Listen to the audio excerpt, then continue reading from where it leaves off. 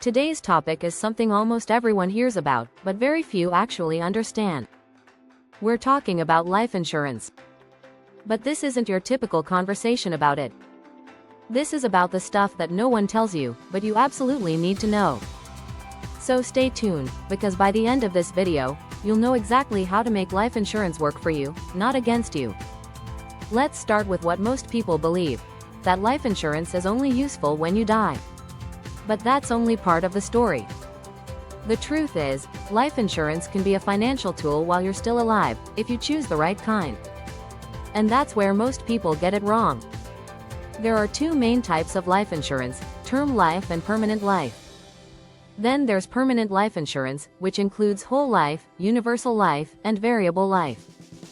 These policies last your entire life and often come with a cash value component. That's where things get more complicated and more expensive. Here's what no one tells you about permanent life insurance: it's not just insurance. It's also an investment.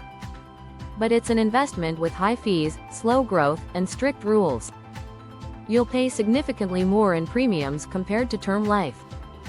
So why do some agents push permanent life policies so hard? Because they earn much higher commissions selling them. In fact, agents can earn thousands of dollars per policy just by convincing you to buy whole life. That doesn't mean whole life is bad, it just means it's not for everyone, especially not if you're just trying to protect your family affordably. Now, let's talk about the cash value. With permanent life insurance, a portion of your premium builds up cash value over time. You can borrow from it or even withdraw it. But what they don't tell you is this: and withdrawing too much can collapse the policy altogether. Also, the returns on cash value are much lower than if you had invested that money in a stock index fund or retirement account. So here's a tip. If your main goal is to protect your loved ones in case you die unexpectedly, go with term life insurance. It's affordable, easy to understand, and provides high coverage for low cost. Now let's tackle another myth. My job gives me life insurance, so I don't need to buy more. While employer-provided coverage is a nice perk, it's usually not enough. Most jobs offer coverage of only 1 or 2 times your salary. That's rarely enough to cover your family's needs for more than a year or two. Plus, when you leave your job, you often lose that coverage.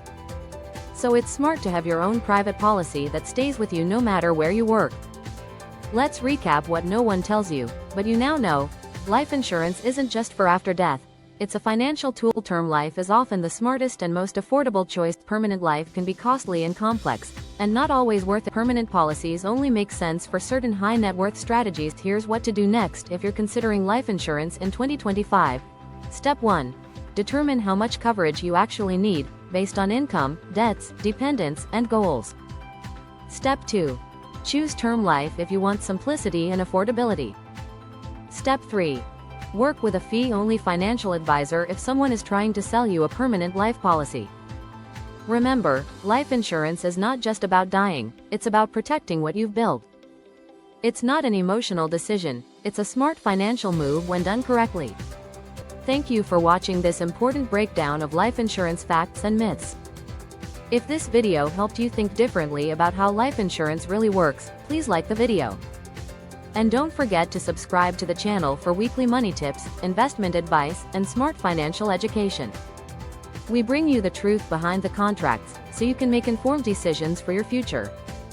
Until next time, remember, life insurance is not about fear, it's about freedom and planning ahead. Make it work for you, not for the salespeople. Stay informed, stay empowered, and protect what matters most. Let me know if you'd like this turned into a blog article, presentation, or visual script with narration cues.